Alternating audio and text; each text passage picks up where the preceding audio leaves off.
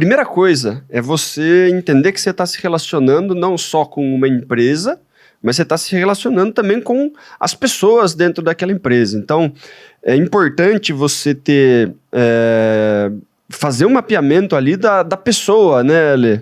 Então, entender um pouquinho o que a pessoa gosta de fazer, quais são os hobbies, que time que a pessoa torce, ter um pouquinho de informação pessoal ali para você conseguir se relacionar com essa pessoa sem se relacionar só com o crachá da pessoa, né? Sem você se relacionar só com o cargo que a pessoa ocupa dentro da empresa, né? Então, poxa, se tem algum tipo de interesse em comum, puxa a pessoa para conversar, inclusive fora do horário de trabalho, né? Poxa, a gente trouxe aqui o Thiago, né, que gravou um episódio com a gente. Ele é palmeirense roxo, ele tem... Thiago da Hyperterm. Isso, agora ele está na Shure. Shure, microfone mudou, Shure. Isso. E, poxa, ele mudou de empresa, eu tenho relacionamento com o Thiago. Tá. Né? E aí, poxa, ele já... Pô, Daniel, vamos ali, venha conhecer o pessoal daqui da Shure e tal, mas a gente conversa sobre futebol, a gente conversa sobre massa, a gente conversa sobre outras coisas. Né? Então, você tem um relacionamento com a pessoa além do cargo que ela ocupa.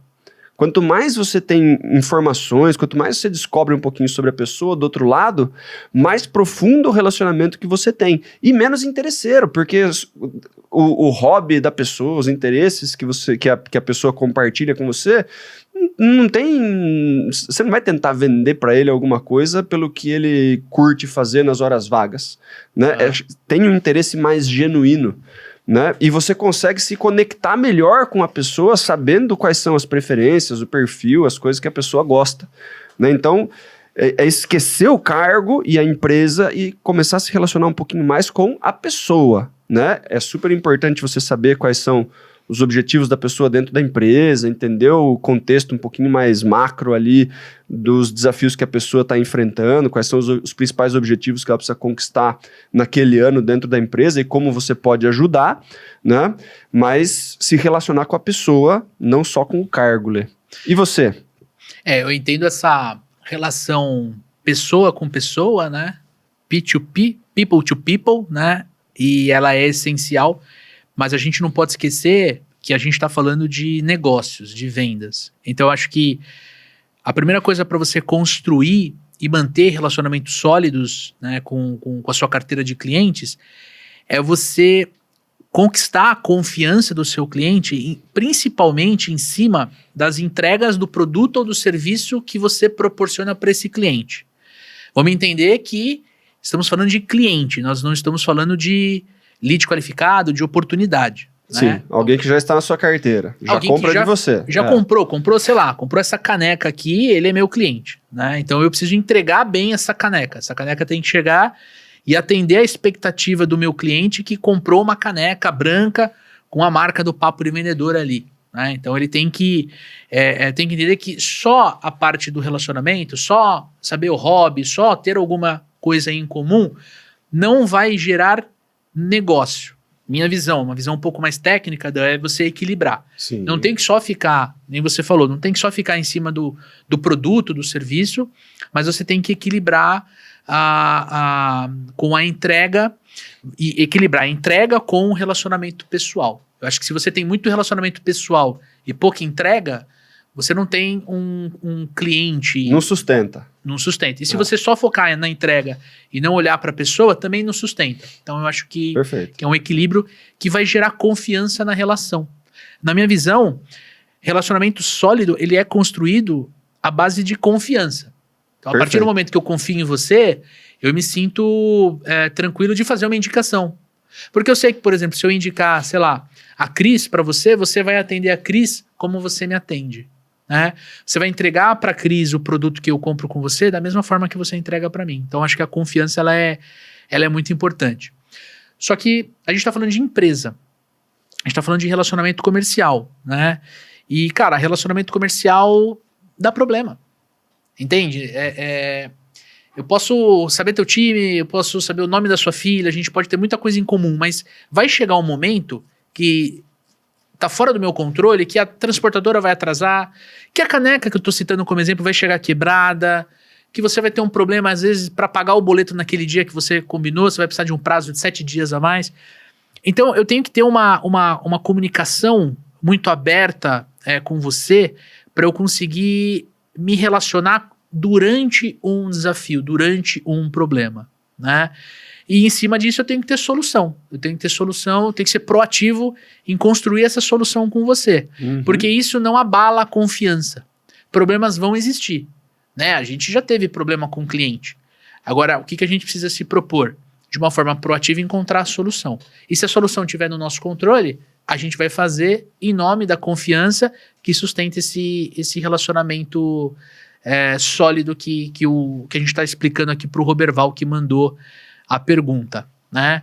E, cara, faz sentido isso? Com certeza. Né?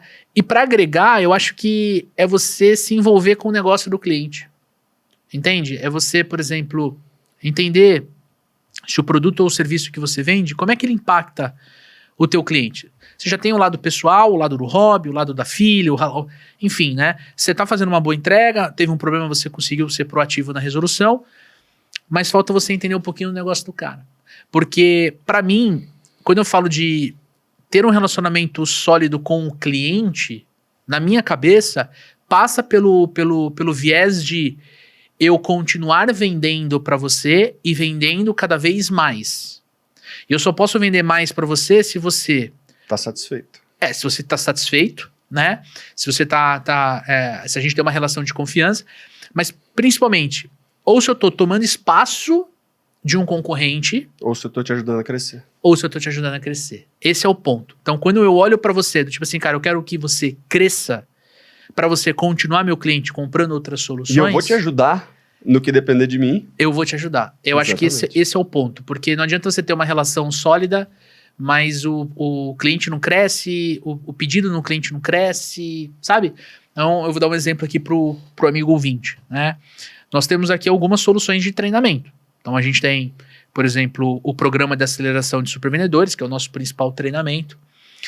Hoje é uma mentoria de vendas, onde a gente se envolve muito com o cliente, né? E a gente se conecta muito, de uma forma muito genuína. Temos encontros semanais. E a gente consegue ver a evolução daquele aluno durante o programa de aceleração. Além disso, né, quando a gente fala de um possível próximo passo, a gente está lançando uma mentoria que ela é individual.